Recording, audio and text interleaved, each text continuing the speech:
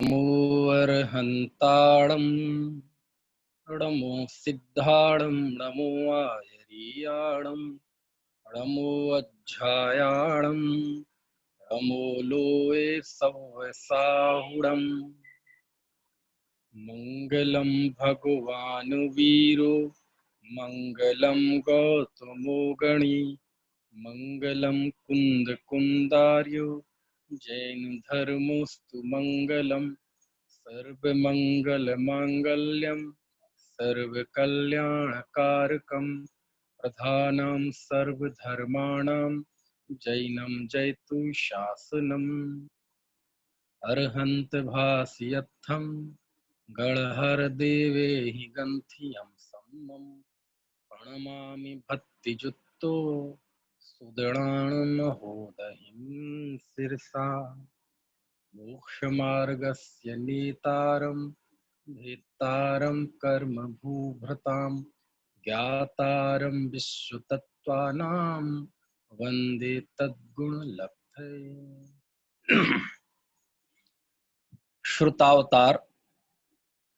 श्रुतावतार के अंतर्गत तत्वार सूत्र पर बात चल रही है।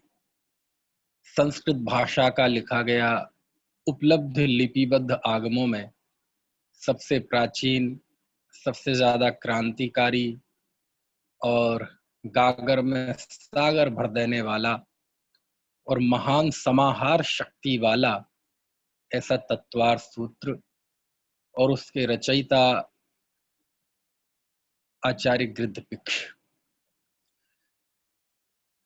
हमारी बात चल रही थी ऐतिहासिक उस परिप्रेक्ष्य में कि आखिरकार ये तत्वार सूत्र इतना महान क्यों हुआ, इसकी महानता का क्या कारण है। शास्त्र बहुत है, ग्रंथ बहुत हैं, लेकिन अकेला तत्वार सूत्र एक ऐसा है कि इस पे हर शताब्दी में, हर दौर में और आज तक विद्वानों ने कार्य किया, आचार्यों ने, भगवंतों ने कार्य किया। लेकिन कमाल की बात है कि आज भी मन नहीं भरता, आज भी उसकी व्याख्याएं होती हैं, है ना। सैकड़ों की तादाद में टीकाएं लिखी गई, सैकड़ों, हजारों भी कह सकते हैं। और है कितने? 357 सूत्र एक साथ लिख दो तो 10 पृष्ठों में आ जाते हैं लगभग। तो हम वो समझने की कोशिश कर रहे थे कि आखिर ऐसा इसमें है क्या।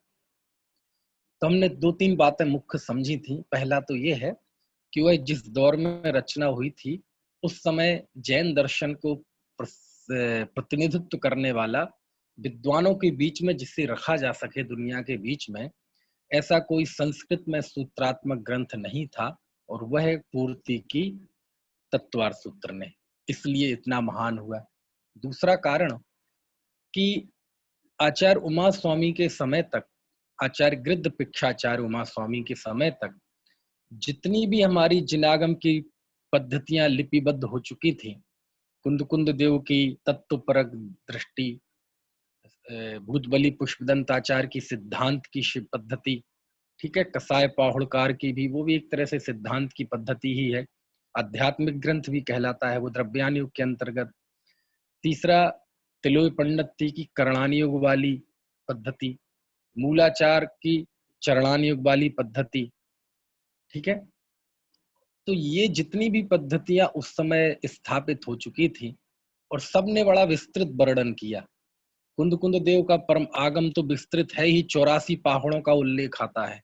तिलोय पंडित में भी 5,500 गाथाएं, समझ में आया। और उन्हें तो कहा 5,500 गाथाएं, ये तो वो गाथाएं बोल रहा हूँ, गद्य भाग भी है उसमें, तो वो मिला के लगभग 8,000 श्लोक प्रमाण उसका परिमाण है। लिखा भी है आखिरी में। वो बात अलग है कि आज जो तिलोय पंडित उपलब्ध है उसमें 9,000 श्लोक प्रमाण, मतलब कुछ मिक्सिंग हो गई। और सिद्धांत की तो कितनी विस्तृत चर्चा है, 40,000 श्लोक प्रमाण से भी अधिक षटखंडागम, मूलाचार 1250 लगभग गाथाएं। तो ये इतने विस्तार से ये सारी हमारी जिनागम की पद्धतियां उस समय विकसित हुई थी, तो बहुत विस्तृत था, बहुत विराट, है ना, था उनके सामने साहित्य आगम। लेकिन उमा स्वामी आचार्य ने उस समय के उस समस्त आगम की पद्धतियों के जो मुख्य विषय थे, जो जैन धर्म को प्रस्तुत करते थे और आत्म कल्याण के लिए अत्यंत आवश्यक ही नहीं बल्कि अनिवार्य थे, उन सारे विषयों को उन्होंने 357 सूत्र में शामिल कर लिया। ये कहलाती है तत्वार सूत्र की समाहार शक्ति, यानी अपने में शामिल करने की शक्ति। समझ में आया ना? यानी इतनी बड़ी आगम परंपरा की उस समय की लगभग 100 साल में जो जो लिखा गया था, उन सब विषयों को उन्होंने सूत्रात्मक तौर पे बहुत बंधे हुए शब्दों में उस तत्वार सूत्र में शामिल कर लिया। ये दो बड़े कारण तत्वार सूत्र की लोकप्रियता के। और तीसरा बड़ा कारण, ये तो पूरी तत्वार सूत्र की समाहार शक्ति हुई। तीसरा कारण है इनके सूत्रों की समाहार शक्ति, एक एक सूत्र की समाहार शक्ति। आपको पता है इसका एक एक सूत्र कैसे इतिहास बना? देखो, जैसे आज हम जरा इसकी मंगलाचरण पर बात करते हैं। तत्वार सूत्र का मंगलाचरण है, अभी हमने पढ़ा ना, मोक्ष मार्गस्य नेतारम भेत्तारम कर्म भूभृताम ज्ञातारम विश्व तत्वानाम वंदे तद्गुण लब्धे। क्या अर्थ है सूत्र का? कि मोक्ष मार्ग के नेता, कर्म रूपी पर्वतों के भेदता और विश्व तत्व के ज्ञाता को मैं उन्हीं गुणों की प्राप्ति के लिए मैं उनकी वंदना करता हूं। समझ में आए ना? अब प्रश्न ये है कि ये इतना प्राचीन मंगलाचरण, इस ग्रंथ का मंगलाचरण, आपको क्या लगता है ये मंगलाचरण साधारण मंगलाचरण है? क्या है इसमें जी? 4 पद हैं, अनुष्टुप छंद हैं और भगवान की वंदना की गई है। और भगवान कैसे हैं?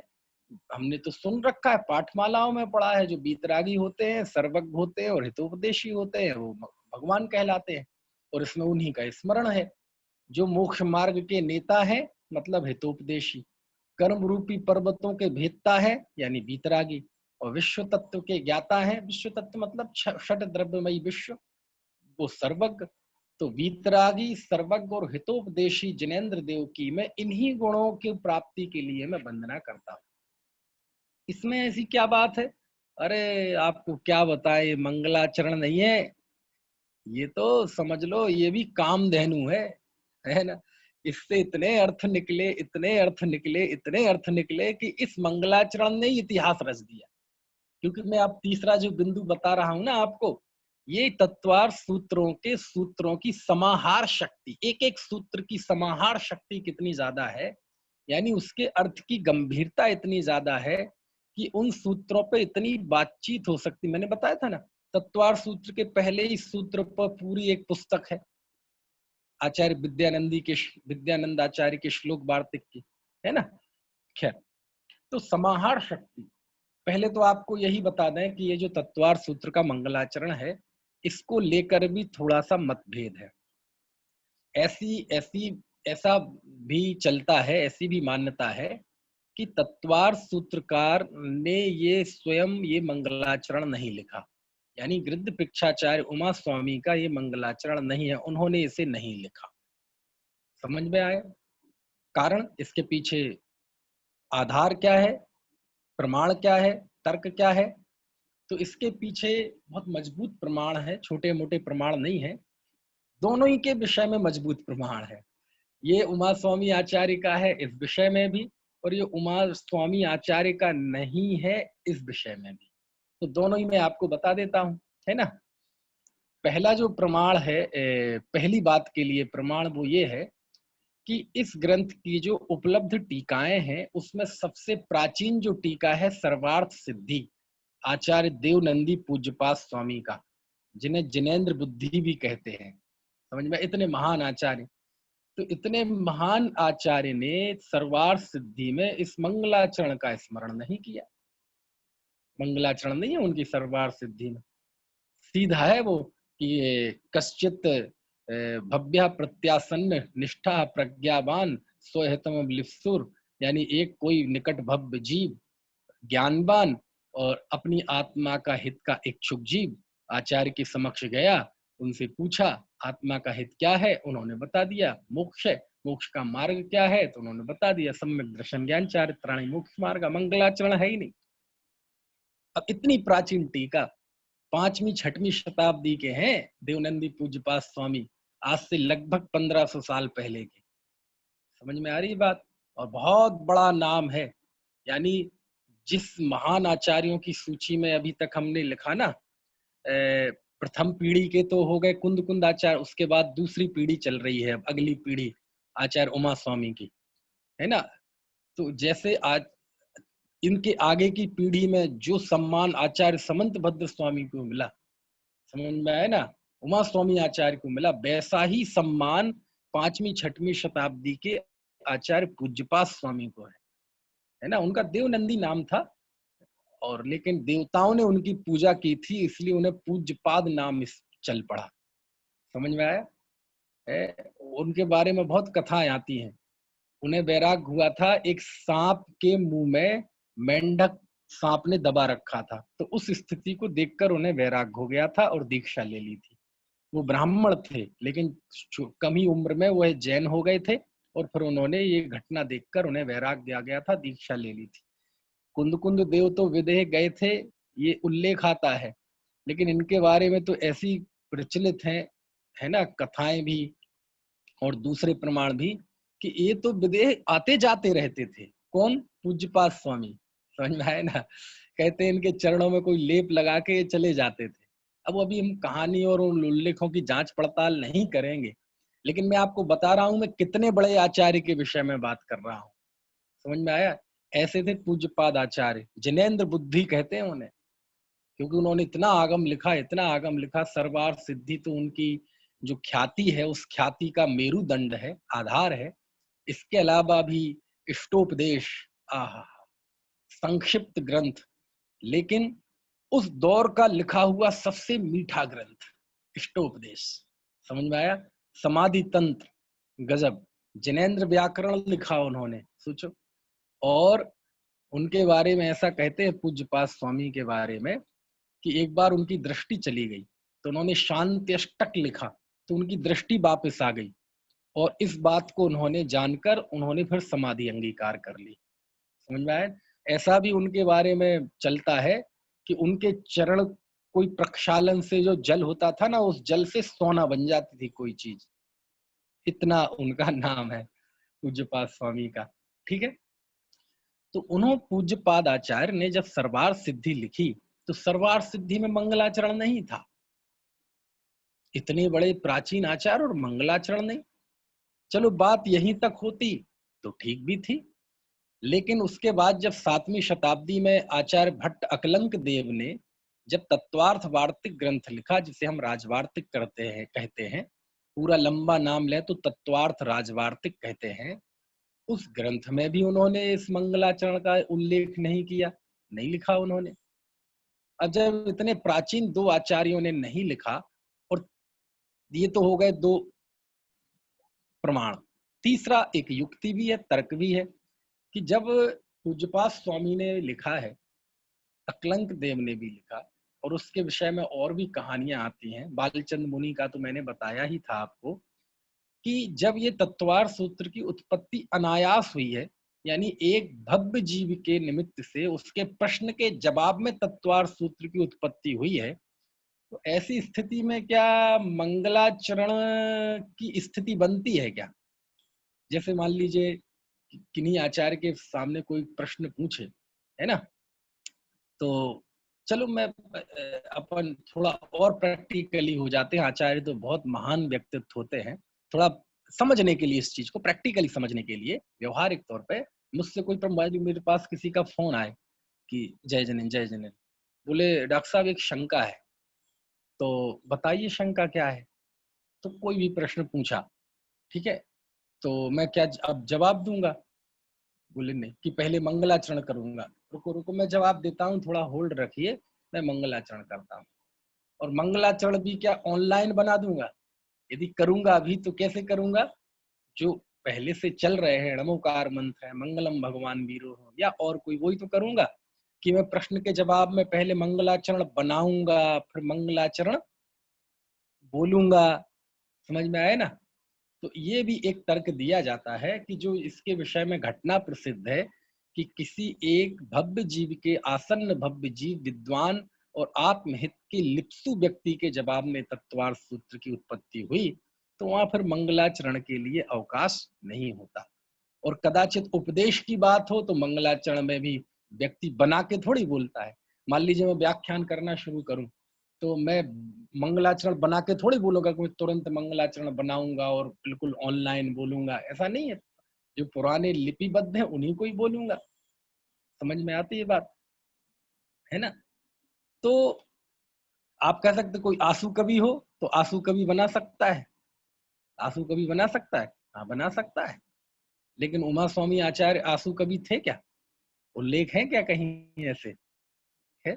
चलिए, तो कुल मिला के ये भी एक तर्क है। क्या तर्क है? कि जिस तरह से घटना का उल्लेख है तत्वार्थ सूत्र की उत्पत्ति में, उस घटना के उल्लेख में मंगलाचरण की संभावना बनती नहीं है।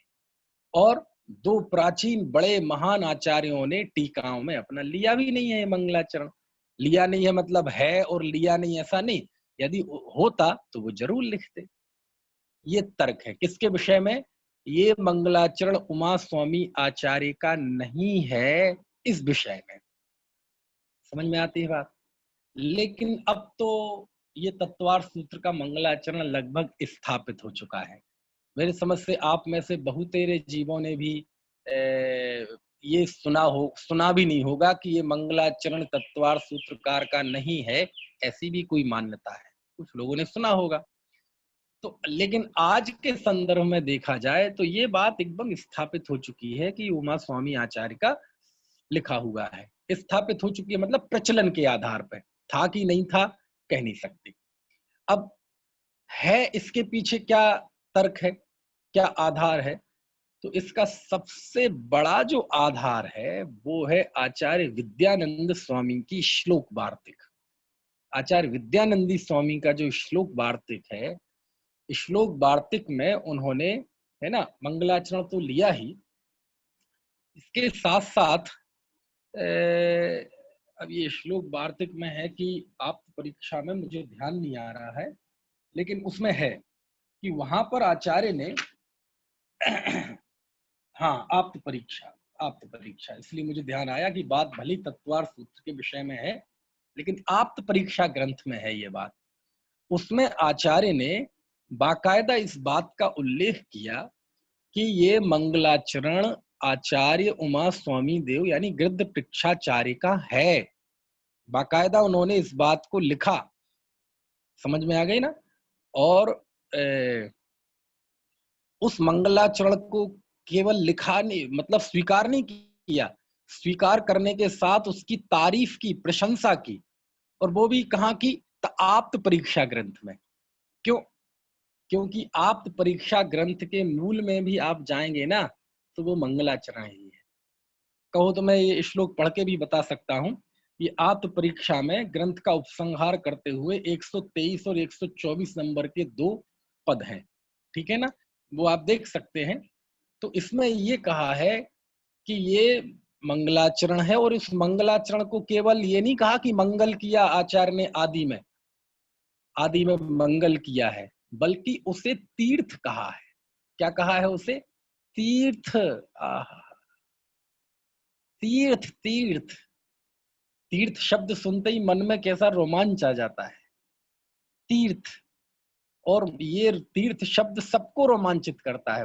भोले भाले जीव हों तो उनको भी नाम ले दो, सम्मेद शिखर, गिरनार, सोनागिरी, चंपापुर, पावापुर, कुंडलपुर, मुक्तागिरी, तो उनके मन में भी रोमांच आ जाता है।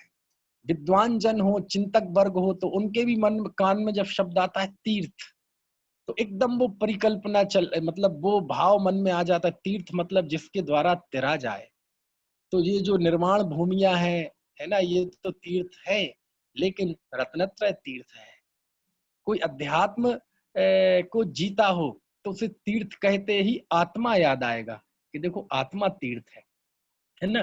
तो तीर्थ शब्द के साथ जो एक बहुत भावुकता, भाव जुड़ा हुआ है, आनंद जुड़ा हुआ है, यही कारण था कि श्लोक वार्तिककार आचार्य विद्यानंद स्वामी ने आप्त परीक्षा का उपसंहार करते हुए उन्होंने ये लिखा कि ये मंगलाचरण तीर्थ है।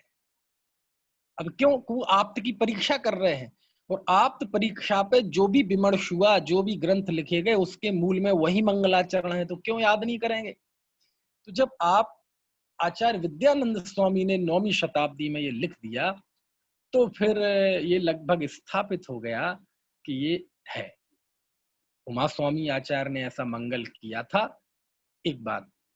फिर उसके बाद तो वो चल पड़ा। 9वीं शताब्दी के बाद जो टीकाएं मिलती हैं, जितनी मैंने देखी हैं, मैं सबका दम्भ कैसे भर दूं, सैकड़ों टीकाएं हैं, लेकिन जो बड़ी बड़ी टीकाएं, श्लोक वार्तिक तो है ही, सुरसागर सूरी की भी है, तत्वार सूत्र, अमृतचंद स्वामी ने भी तत्वार सार लिखा है, तो वो तो उन्होंने फॉर्मेट चेंज किया है। इसके अलावा अर्थ प्रकाशी का भी मैंने देखी है। जयचंद जी छावड़ा ने भी मालूम तत्वार सूत्र पे काम किया है। सर्वार्थ सिद्धि टीका है ना, सर्वार्थ सिद्धि देवनंदी पूज्य पाद की, उसकी वचनिका लिखी है उन्होंने, पंडित जयचंद जी छावड़ा ने। अब देखो, अभी श्रुतावतार में जयचंद जी का चौथा काम का उल्लेख आ गया। समय सार, कार्तिकानुप्रेक्षा, एक और ग्रंथ आया था किसका, फिर से उल्लेख आ रहा है पंडित जयचंद जी का। और इन्होंने सर्वार्थ सिद्धि पर भी वचनिका लिखी है, प्रकाशित हुई है, मेरे सामने रखी हुई है।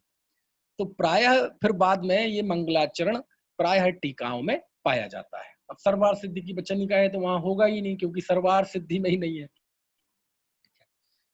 दूसरी बात ये भी आते हैं उल्लेख कि जब आचार्य समंतभद्र स्वामी ने आप्तमीमांसा लिखी, यानी देवागम स्तोत्र लिखा, और देवागम स्तोत्र में जो 114 कारिकाएं हैं, अब अभी मैंने देखा मेरे मुंह पे 114 ही चढ़ा है, आज मेरे ही मन में शंका हो गई, क्योंकि ये एक मैं पुस्तक पढ़ रहा था भाई साहब राकेश जी की, तो उसमें उन्होंने 118 कारिकाएं लिखी देवागम स्तोत्र के। तो मेरे मन में प्रश्न आ गया, 114 की 118, मैंने तो, मेरे दिमाग में तो 114 ही है। तो मैंने अभी ग्रंथ खोल के देखा तो 114 ही है उसमें, अब वो 118 कैसे हो गई, तो जरूर कुछ ना कुछ तो बात होगी, कोई बिना आधार के तो लिखता नहीं। तो 114 कारिकाओं का जो देवागम स्तोत्र है, आप्तमीमांसा है, माना जाता है कि उसका आधार वो ही मंगलाचरण है। मोक्ष मार्गस्य नेतारम भेत्तारम कर्म भूभृताम। अब प्रश्न ये है कि सर्वार्थ सिद्धिकार तो हुए 5वीं 6वीं शताब्दी में, और समंत भद्राचार्य हुए 2री शताब्दी में, उमा स्वामी आचार्य के शिष्य।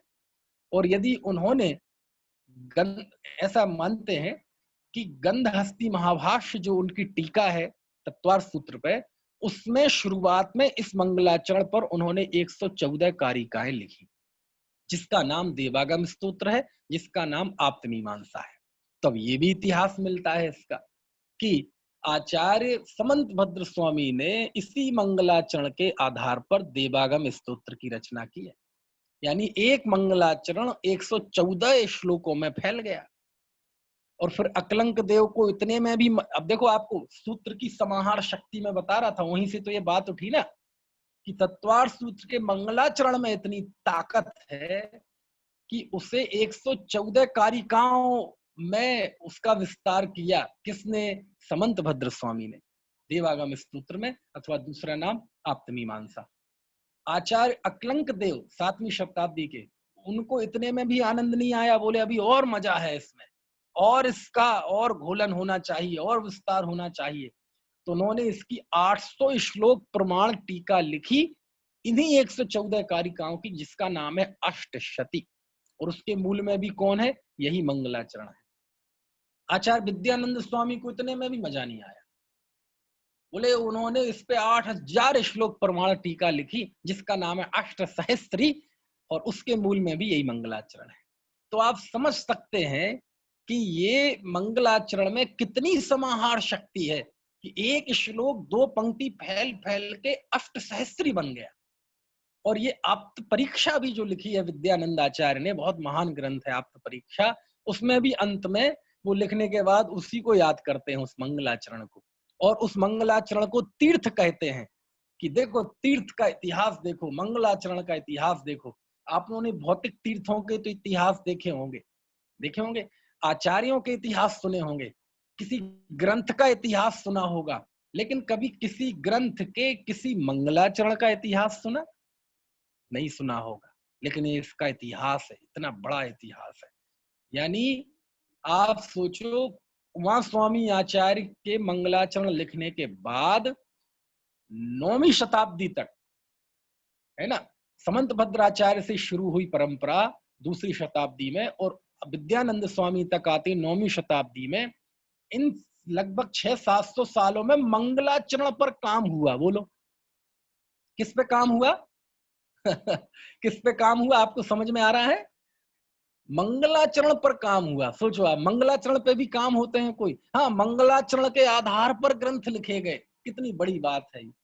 इससे पता चलता है कि तत्वार सूत्रकार के सूत्रों की कितनी समाहार शक्ति है, शामिल करने की, उसमें गंभीर अर्थ डालने की कैसे शक्ति। अब देखो प्रश्न, ऐसा क्या है इस मंगलाचरण में? मेरा प्रश्न क्या है, ऐसा क्या है इस मंगलाचरण में जो आचार्य लोग इतने रीझे इस मंगलाचरण पर? तो थोड़ी बात कर लें। हालांकि मैं तत्वार सूत्र पर व्याख्यान नहीं कर रहा हूं, मैं श्रुतावतार पर व्याख्यान कर रहा हूं, लेकिन क्या करें, इस मंगलाचरण का इतिहास ही इतना है। श्रुतावतार में इस मंगलाचरण का कितना महत्व है वो मैंने आपको बताया। 8-8 हजार श्लोक प्रमाण टीकाएं लिख गई। तो फिर मन करता है मेरा कि थोड़ा इस श्लोक का भी आनंद लें। कौन सा अपन को कोई टारगेट पूरा करना है कि इतने दिन में, कोई हमें बॉस ने कह रखा है इस इतने दिन में, इतने शिविर के 10 दिन में ये करना है विषय, या कोई मजबूरी है? ये तो अपनी नैया डली हुई है भंवर में, जब पार लगेगी पार लगेगी। तो ऐसी चल रहा है श्रुतावतार, आनंद लेते जाए, जब तक चलेगा चलेगा, जहां तक चलेगा चलेगा। पता नहीं पहले उम्र पूरी होगी कि श्रुतावतार पूरा होगा। इसलिए इस काय की चिंता करना, है ना? आपका क्या कहना है इसमें? ठीक सोच रहा हूं मैं, या और तेज बढ़ना चाहिए, ज्यादा ज्यादा पढ़ना चाहिए? आपका क्या मन करता है? थोड़ा कमेंट बॉक्स में लिखिए, तो थोड़ा मुझे भी पता चले, है ना? चलिए, तो इस मंगलाचरण में ऐसा है क्या? सिंपल सी 2 पंक्तियां हैं, और अर्थ मैं बता ही चुका हूं। मोक्ष मार्गस्य नेतारम भेत्तारम कर्म भूभृताम ज्ञातारम विश्व तत्वानाम वंदे तद्गुण लब्धये। जो मोक्ष मार्ग के नेता है, कर्म रूपी पर्वतों के भेदता है, और विश्व तत्व के ज्ञाता है, उनकी मैं वंदना करता हूं। क्यों? उन्हीं गुणों की प्राप्ति के लिए। तो पूज्य भी बताया किसकी मैं वंदना करता हूं, वंद्य, और उस वंदना का उद्देश्य भी बताया। अब इसमें महानता कहां है कि इस 2 पंक्तियों के मंगलाचरण ने इतिहास रच दिया? ऐसा, इसमें ऐसा क्या है? हमारे भाई साहब विनीत जी आगरा से बोल रहे हैं, आप सही चल रहे हैं। है ना? ये हमारे जो व्याख्यान होते हैं ना, हमारे बड़े भाई साहब बिल्कुल हमारे प्रमुख श्रोता है। ये उनका प्यार है, आशीर्वाद है।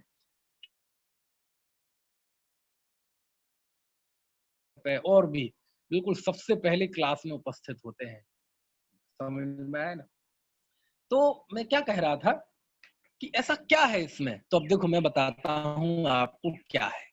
ये तो समझ लो, अब इस दौर में जिस तरह से जिन बचनों का प्रचार प्रसार हुआ, विद्यालय खुले, महाविद्यालय खुले, गुरुदेव श्री का उदय हुआ, पुण्य के उदय से हमें महाविद्यालय जैसी भूमि मिली। जिनको महाविद्यालय जैसी, टोडरमल महाविद्यालय जैसी भूमि नहीं मिली, उन्हें पाठशालाएं मिली, यानी विद्वानों का संयोग मिला। तो इन सब चीजों से हम बहुत आसान लगने लगी ये चीज। लेकिन आप बताओ, लोक में आप किसी की वंदना करो और वंदना में किसी व्यक्ति का नाम ना लो। क्या कहा? वंदना करें हम और वंदना में किसी व्यक्ति का नाम ना लिया जाए, ये कितनी बड़ी बात है, आप सोचो। क्या कहा मैंने? प्रश्न समझ में आया मेरा? आप थोड़ा, आपको तो ऐसे ही अटपट्टा लगेगा। मान लीजिए कोई गोष्ठी हो रही हो, कोई कार्यक्रम हो रहा हो, और जब कोई वक्ता बोलता है तो शुरुआत में ही हम संबोधन देते हैं। क्या संबोधन देते हैं? क्या संबोधन देते हैं? सम्माननीय अध्यक्ष महोदय, नाम भी लेते हैं, जो भी हो। सम्माननीय मुख्य अतिथि महोदय, नाम भी लेते हैं, विशिष्ट अतिथियों के नाम। और जितनी बड़ी सभा होगी उसमें ये शिष्टाचार उतना ही लंबा निभाया जाएगा, और जितना बड़ा वक्ता होगा वह उतना ही ये शिष्टाचार निभाएगा। और राजनीतिक मंच होगा तब तो फिर कमाल ही हो जाएगा, क्योंकि जो बड़ा नेता आएगा वो जानता तो है नहीं आपके लोकल लोगों को, 1-2 लोगों को जानता होगा जिसने उन्हें बुलाया, या जो लोकप्रिय लोग होंगे, बाकी वो संयोजक से, संचालक से पहले ही लिस्ट ले लेता है। ये बड़े बड़े नेता जो मंच पे भाषण देते हैं, मंत्री प्रधानमंत्री चुनावी सभा करते हैं, ये जानते हैं क्या लोकल को?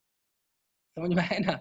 कई बार तो जिसके प्रचार के लिए जाते हैं वहां के सांसद या विधायक का नाम ही पता नहीं होता, तो बाकी लोगों का तो क्या पता होगा। तो लिस्ट ले लेते हैं और किन किन का नाम बोलना है वो नाम लिख लेते हैं, पूरे नाम और पद सहित, कि ये जिला अध्यक्ष और ये सहकारी समिति के अध्यक्ष और ये कमेटी के, वर्किंग कमेटी के अध्यक्ष श्री, और उनके साथ बाकायदा सम्मान सूचक नाम। और सबको भाषण, कार्यकर्ताओं को भाषण से ज्यादा मतलब इस बात से होता है कि हमारा नाम लिया गया कि नहीं, समझ। और बिल्कुल दत्त चित्त सुनते हैं कि देखो मेरा नाम आता है कि नहीं आता है। और सब कुछ हो जाए लेकिन आपका नाम ना आए तो आपके मन में खेद खिन्नता आती है। कुछ बात समझ में आ रही है नहीं? अरे गुरुदेव के व्याख्यान में जिस दिन किसी का नाम आ जाए ना, तो बताता है आज गुरुदेव ने मेरा नाम लिया था। खैर, तो मतलब आप देखो, लोक में धार्मिक मंच हो, राजनीतिक मंच हो, व्यक्ति का कितना महत्व है ना?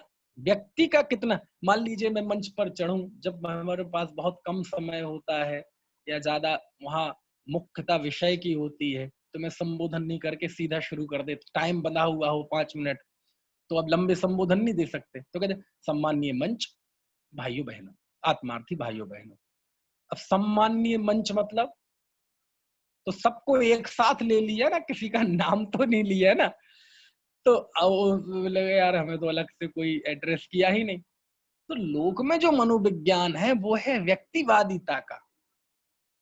समझ में आ रही बात की नहीं? इस मंगलाचरण में एक बहुत बड़ा इतिहास इस मंगलाचरण ने रच दिया कि आचार्य उमा स्वामी ने जब संस्कृत में प्रथम ग्रंथ लिखा, जैन दर्शन को रिप्रेजेंट करने वाला, किसी व्यक्ति का नाम नहीं लिया। दूसरे लोग तो कहते होंगे ये जैनी, ये भगवान महावीर वाले, पारसनाथ वाले, लेकिन उन्होंने अपने आप का किसी भगवान का नाम नहीं लिया। जी, समझ में आया ना? आदिनाथ का भी नाम नहीं लिया, पार्श्वनाथ का भी नाम नहीं लिया, क्योंकि पार्श्वनाथ भी इतिहास पुरुष है, अकेले पौराणिक पुरुष नहीं है। इतिहास में उल्लेख है पार्श्वनाथ के, क्योंकि भगवान महावीर के पहले पार्श्वनाथ ही थे। दोनों के बीच में 250 साल का फर्क है। भगवान महावीर और उनके माता पिता ये खुद पार्श्वनाथ की परंपरा में ही तो दीक्षित थे। समझ में आया ना? अब भगवान महावीर को तो मत कहो, चलो तीर्थंकर तो स्वयं बुद्ध स्वयंभू समझ लो उनको, है ना? वैसे कहने में कोई बुराई नहीं, क्योंकि उस समय तो आखिरकार शासन उनका ही चल रहा था, लेकिन इस शब्द में, इस बात में विवाद हो सकता है। लेकिन उनके माता पिता तो उसी पार्श्वनाथ की आमनाएं में ही थे, और हमारी तो सबकी आमनाएं एक ही है, कोई अलग अलग थोड़ी है। लेकिन नाम नहीं लिया। और उस दौर में जब आज से कुछ समय पहले बुद्ध धर्म की उत्पत्ति हुई, तो उसका नाम था बौद्ध धर्म, क्योंकि गौतम बुद्ध से पैदा हुआ। समझ में आया ना? है चारवाक दर्शन, चारुवाक नाम से वो एक मतलब ये एक व्यक्ति है, इसका मंखली घोषाल, है ना? नाम भूल रहा हूं मैं। तो एक एक व्यक्तियों के नाम से धर्म चल रहे थे। समझ में आया? ऐसा। तो उस समय हमारे उमा स्वामी आचार्य ने बोले, बहुत भक्त होते हैं, कितने मंदिर जाते हैं, पूजा करते हैं, भक्ति करते हैं जैनी लोग, है ना? मतलब एक जैनियों की भक्ति का, उनके त्याग का लोक में एक स्थापित है ना। कहते ये व्यक्ति ने नाम ही नहीं लिया किसी का। बोलो आप, महावीर का नाम नहीं, पार्श्वनाथ का नाम नहीं, आदिनाथ का नाम नहीं। ये बहुत बड़ी बात थी। समझ में आया? यानी जैन दर्शन को रिप्रेजेंट करने वाला कोई ग्रंथ दुनिया के सामने रखा जाए कि ये जैन धर्म है, और उसमें कोई पहला ही पृष्ठ खोले कि देखें तो इस जैन धर्म की उत्पत्ति किसने की, कौन है, और पहला ही पढ़े, मोक्ष मार्गस्य नेतारम भेत्तारम कर्म भूभृताम ज्ञातारम विश्व तत्वानाम वंदे तद्गुण लब्धये, तो चौंकेगा नहीं यार, कैसा है ये जैन धर्म, इसमें किसी व्यक्ति का नाम ही नहीं है। हम तो जैन धर्म के नाम पे है, महावीर दिखाई देते थे, पार्श्वनाथ दिखाई देते थे, लेकिन यहाँ तो नाम ही नहीं है किसी का। कुछ बात समझ में आ रही ना? तो बहुत बड़ी बात थी इस मंगलाचरण में कि जैन धर्म का चिंतन ये मंगलाचरण प्रस्तुत करता है कि हमारे यहाँ व्यक्तिवादिता को महत्व नहीं है, व्यक्ति को महत्व नहीं है, क्योंकि व्यक्ति व्यक्ति का नाम ये अनादि अनंत नहीं रहता। अनादि अनंत कोई रहता है तो आत्मा का जो मूल्य है, आत्मा की जो है ना उसकी अवस्था है, व्यक्तित्व है, पूज्यता है, जैनेन्द्रपना है, इंद्रियों को जीतने वाला जो भाव है, रत्नत्रय रूप अभेद रत्नत्रय अवस्था है, ये जो आत्मा के उच्च मानवीय मूल्य हैं, आत्मा की शुद्ध अवस्थाएं, उसे वास्तव में धर्म कहते हैं। बोले ये हमेशा रहती है, व्यक्ति हमेशा नहीं रहता। समझ में आया? आज कौन याद करता है धर्मनाथ को? आज कौन याद करता है अनंतनाथ भगवान को? कौन याद करता है मल्लीनाथ को? कौन याद करता है बताओ आप? कदाचित बोलने भी लगे ना, क्योंकि हमारे यहाँ तो 2-4 तीर्थंकर हिट हैं। एक आदिनाथ क्योंकि वो पहले थे, एक शांतिनाथ क्योंकि वो शांति करते हैं, हल्ला हो रहा हो कहीं शोरगुल, शांतिनाथ भगवान की जय। शांतिनाथ भगवान के नाम का इस्तेमाल हम शांति करने के लिए करते हैं, और वो तो अच्छा है, शांति धारा होती है तो उनका नाम शांतिनाथ है। तो इन दोनों की ध्वनि साम्य के कारण कई कई सारे छल होते हैं। पार्श्वनाथ इसलिए हिट है क्योंकि वो सांप आप की बात है, उनके साथ घटनाएं जुड़ी हुई हैं। और महावीर तो इसलिए हिट है, मतलब हमारे ये हिट शब्द थोड़ा हल्का है, क्योंकि वो उनका शासन चल रहा है। यदि भगवान महावीर का अभी शासन काल नहीं चल रहा होता, तीर्थ काल, तो कोई नाम नहीं लेता महावीर का, क्योंकि भगवान महावीर के साथ कोई ऐसी घटनाएं भी नहीं जुड़ी। समझ में आ रही? नेमिनाथ भगवान का नाम इसलिए लेते हैं क्योंकि वो पशुओं का बंधन, क्रंदन, राजुल, नेमी। समझ में आया ना? बाकी तीर्थंकर को, यानी जिन जिन तीर्थंकरों के आज नाम चलते हैं उनकी कुछ वजह है। वो वजह वीतरागता, सर्वज्ञता, हितोपदेशी नहीं है, तो सबकी कॉमन क्वालिफिकेशन है। दूसरी उनके साथ जो चीजें जुड़ी हुई हैं उनके साथ शासन चलता है। आदिनाथ पहले थे, पार्श्वनाथ वो प्रसंग, नेमिनाथ पशुओं का बंधन आदि, शांतिनाथ नाम के कारण, महावीर क्योंकि उनका वर्तमान में चल रहा है।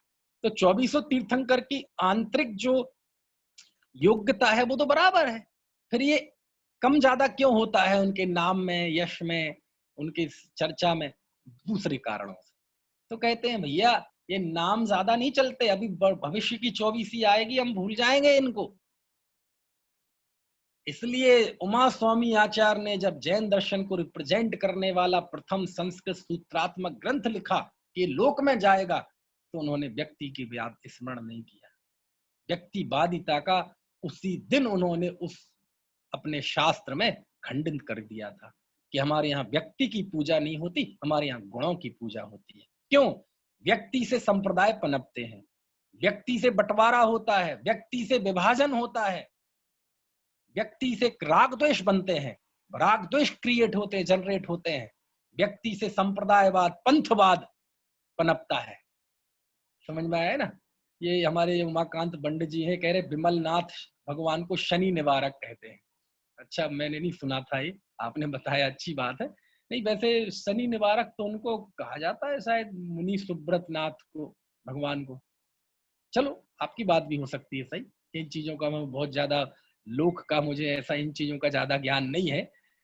यहाँ अपने कोटा के पास है ना, क्या नाम है, केशवराव पाटन, वहां पे है ना, है, और वहां मुनि सुब्रत नाथ भगवान है शायद, श्याम वर्णीय वही थे ना, उनकी मूर्ति, और उनको शनि का देव मान के उनके प्रभाव को कम करने के लिए वहां पूजे जाती है उनकी।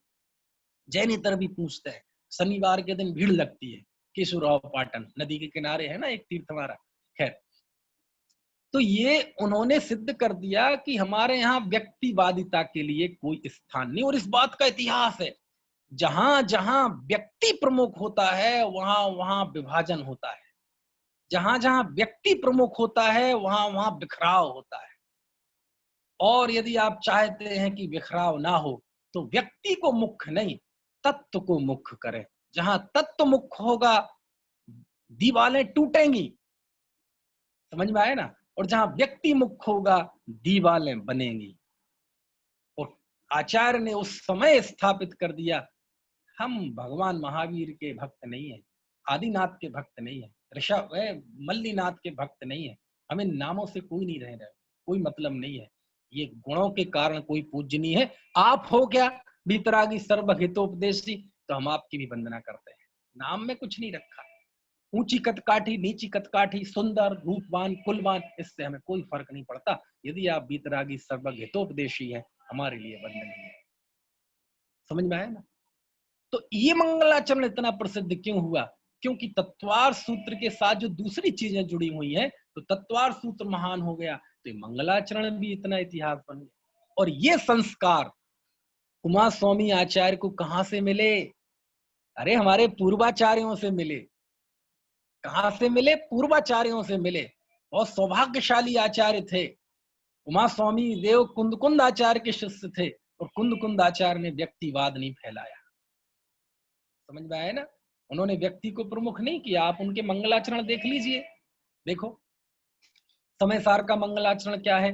वंदितु शब्द सिद्धे धोव मचल मणोवम गदिम पत्ते वो छामी समय पाहुड़ मिणमु सुध केवली भणिनम। सिद्धों की वंदना की, किसी व्यक्ति की। चलो प्रवचन सार में आ जाइए। एसु सुरासुर मणु सिंध बंद धोध घाई कम्ब मलम पणमामी बड्ढमाणम तिथम धम्मस कत्तारम। इसमें भी दिख रहा है आपको कि वर्धमान स्वामी को नमस्कार किया, लेकिन वहां बड्ढमान के बहुत गहरे अर्थ है। वहां वर्धमान का अर्थ सीमंदर भगवान भी लेते हैं। क्यों? अब उस पर मैं नहीं जाऊंगा। इस विषय पे मंगलाचरण पे आदरणीय बड़े भाई साहब डॉक्टर सुदीप जी के व्याख्यान है, और उन्होंने एक तरह से उनसे ही कहलवा दिया है समंदर भगवान से, कुंद देव से, कि हाँ मैंने सीमंदर भगवान के दर्शन किए, मैं उन्हीं की वंदना कर रहा हूँ इस मंगलाचरण में। लेकिन वो चर्चा मैं नहीं करूंगा, लंबी चर्चा है ना? और देख लीजिए आप पंचास्तिकाय में, इद संध वंदियाणम तिहुबण हिद मधुर विशुद्ध बक्काणम अंतादीद गुणाणम लमो जड़ाणम जिद भवाणम। किसकी वंदना की? लमो जड़ाणम, जिनेंद्र की मैं नमस्कार करता हूँ। लमो जड़ाणम आजकल फैशन में है बहुत ज्यादा है। बहुत सारे वक्ता मंगलाचरण में पहली लाइन बोलते हैं, लंबा ना बोलना पड़े, लमो जड़ाणम, जैसे कहते हैं ना ओम नमः सद्भ्या। ये पंचास्तिकाय के मंगलाचरण में है, ये कुंद देव का है ये लमो जड़ाणम। और कुंद देव का कि पहले है षटखंडागम का जो चौथा वेदना खंड है, जीवठाण खुद्दाबंद बंध सामित, चौथा वेदना खंड। वेदना खंड बोलो, आचार्य भूतबली द्वारा रचित वेदना खंड षटखंडागम का पहला सूत्र है मंगलाचरण का, णमो जणाणम। धबला पुस्तक 9 खोलना, उसमें पहला सूत्र यही है भूतबली आचार्य का, णमो जणाणम। तो देखो किसकी वंदना की? णमो जणाणम। नियम सार में देख लो आप, णम्यूण जड़म वीरम अनंत वर्णाण दंसणम सहाबम वो छामिणियम सारम केवली सुध केवली भणिदम। मैं नियम सार को कहता हूं केवली श्रुत केवली द्वारा कथित, और किनको वंदना करके? जिणम, जिनको वंदना करके। यहाँ वीर शब्द भी लिया है, उसके भी अर्थ है ना? समझ में आया ना? अरे और क्या कहे, कुंदाचार्य के समकालीन आप सारे ग्रंथ उठा लो। चलो किसको उठाएं? मूलाचार। मूल गुणेशु विशुद्धे बंदिता शब्द संजदा सिरसा इह पर लोग हिदत्थे मूल गुण कित इस्सामी। किसको नमस्कार किया भट्टकेर स्वामी ने? मूल गुण के धारी संयमियों को नमस्कार किया मंगलाचरण में। बोलो, मंगलाचरण में ही उन्होंने अपना विजन बता दिया कि जब मैं सारी दुनिया छोड़ के संयम की वंदना कर रहा हूं, संयमियों की वंदना कर रहा हूं, तो आप समझ जाओ कि मैं इसमें मुनि धर्म का वर्णन करूंगा। भगवती आराधना में जाके देख लो, सिद्धे जयप सिद्धे चौवी आराहणा फले पत्ते वंदिता अरिहंते वोच्छम आराहणा कमसो। किसकी वंदना की? किसी व्यक्ति की नहीं, वंदिता अरिहंते, अरिहंत की वंदना की। ऊपर में जगत में प्रसिद्ध सिद्धों की वंदना। समझ में आया? व्यक्ति की तो नहीं की ना। अरे तिलोय पंडिती में चले जाइए आप। तिलोय पंडिती में आचार्य ने 5 गाथाओं में मंगलाचरण किया। पहली गाथा में सिद्ध भगवान को, दूसरी गाथा में अरहंत भगवान को, तीसरी गाथा में आचार्य, फिर चौथे में उपाध्याय और 5वें में साधु। ऐसे 5 परमेष्ठियों की वंदना की। नाम नहीं लिया किसी का। अरे उनके पहले चले जाओ आप, तो भूतबली पुष्पदंत आचार्य का जो षटखंडागम है, तो प्रारंभिक अंश पुष्पदंत आचार्य ने लिखा। तो पुष्पदंत आचार्य ने जब ग्रंथ का मंगलाचरण किया, णमोकार मंत्र, तो उसमें कहीं किसी व्यक्ति का नाम है क्या? नमो अरहंताड़म, अरहंत की वंदना करता हूँ। नमो सिद्धाड़म, सिद्धों की वंदना करता हूँ। नमो आयरियाड़म, आचार्यों की वंदना करता हूँ। नमो अध्यायाड़म, उपाध्यायों की वंदना करता हूँ। नमो लोए शब्द साउड़म, लोक के सभी साधुओं की वंदना करता हूँ। व्यक्ति का भेद नहीं रखा, क्षेत्र का भेद नहीं रखा कि कौन से अरहंत भरत क्षेत्र के कि विदेह क्षेत्र के कि ऐरावत क्षेत्र के। नमो लोए, वो लोए अंत दीपक है, वो पांचों ही के साथ लगेगा। लोए और शब्द शब्द ये अंत दीपक है, यदि उसको सब में लगाया जाए तो ऐसा बनेगा। नमो लोए सब अरिहंताड़म, नमो लोए सब सिद्धाड़म। गुरुदेव श्री मंगलाचरण बोलते हैं ऐसा। नमो लोए सब आयरियाड़म, यानी व्यक्ति का भेद तो रखा नहीं, क्षेत्र का भेद नहीं रखा कि मनुष्य क्षेत्र मतलब भरत क्षेत्र के कि आर्य खंड के, विदेह क्षेत्र के कि ऐरावत क्षेत्र के। और भरत भी है तो जम्बूद्वीप का भरत क्षेत्र की, धात की खंड का की पुष्करार्ध का, ऐसा कोई भेद नहीं रखा लोक के, क्योंकि लोक में ही होते हैं, अलोक में तो होते नहीं। और किसको, भरत क्षेत्र में भी किसको, कौन से तीर्थंकर, कौन से अरहंत, सब। कितना, यानी राग द्वेष तो खत्म हो गए ना, जहां व्यक्तिवादिता खत्म हो गई तो राग द्वेष खत्म हो गए। इसलिए इससे बड़ा मंत्र आज तक दुनिया में कोई नहीं बना, ओंकार मंत्र जैसा। तो ये उमा स्वामी आचार्य की इस मंगलाचरण में जो ये महान भाव आया, इसके पीछे उनके पूर्वाचार्यों का चिंतन था, पूर्वाचार्यों का आशीर्वाद था, पूर्वाचार्यों का वो तत्व परक चिंतन था, जहां उन्होंने व्यक्तिवादिता को महत्व नहीं दिया। ये इस कारण से ये मंगलाचरण बहुत महान हुआ। और इसकी क्या विशेषताएं हैं उसकी बात हम कल करेंगे, अभी का समय।